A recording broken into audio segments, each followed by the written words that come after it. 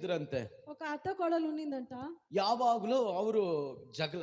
ఎప్పుడు కూడా వాళ్ళు పిక్లాడుతూనే ಆ ఉంటారు. ಜಗಳ ಡೈರೆಕ್ಟ್ ಪಾಸ್ಟರ್ಗೆ ಬಂದು ಹೇಳ್ತಾ ಇದ್ರು. ఆ ఆ ఒక గొడవ డైరెక్ట్ పాస్టర్ గారికి వచ్చి చెప్పారు. ಕೊನೆಗೆ ಏನಾಯ್ತು, ಒಂದು ದಿನ ಅತ್ತೆ ತೀರೋದ್ರು. లాస్ట్‌కి ఏమైందంటే ఒక అత్త చనిపోయింది. ಇನ್ಮೇಲೆ ಏನು ಸಮಾಧಾನ ಇರ್ತದೆ ಅಂತ ಪಾಸ್ಟರ್ ಅನ್ಕೊಂಡ್ರು.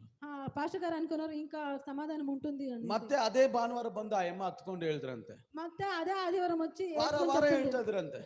వారం చెప్తానే ఉంది. ಪಾಸ್ಟರ್ ತಲೆ ಕೆಟ್ಟೋಯ್ತು. పాస్టర్ గారికి తల ಅಮ್ಮ చెడిపోయింది. ಇಷ್ಟು ದಿನ ನಿಮ್ಮ ಅತ್ತೆ ಇದ್ರು, ನಿಮಗೂ ಅವ್ರಿಗೆ ಆಗ್ತಾ ಇದ್ದಿಲ್ಲ, ಗಲಾಟೆ ಆಗ್ತಾ ಇತ್ತು, ಈಗೇನಕ್ಕಮ್ಮ ಬಂದ ఇన్ని ಹೇಳ್ತೀನಿ. రోజులు మీ అత్తగారు ఉన్నది మీకు వాళ్ళకి గొడవ ಆ అవుతుంది. ಅಮ್ಮ ಜೋರಾಗಿ ಹತ್ಕೊಂಡು ಹೇಳಿದ್ರಂತೆ, ఆ అమ్మ జోరుగా ఏడ్చి ಪಾಸ್ಟರ್, చెప్పిందంట, పాస్టర్ గారు ನಮ್ಮ ಅತ್ತೆ ಇರುವಾಗ మా అత్త ఉండేటప్పుడు ನಾನ್ ಸತ್ರು ನಿನ್ನ ಬಿಡಲಕ್ಕನೆ ಅಂತ ಹೇಳ್ಬಿಟ್ಟು ಹೋಗ್ಬಿಟ್ರು ಅಂದ್ರಂತೆ.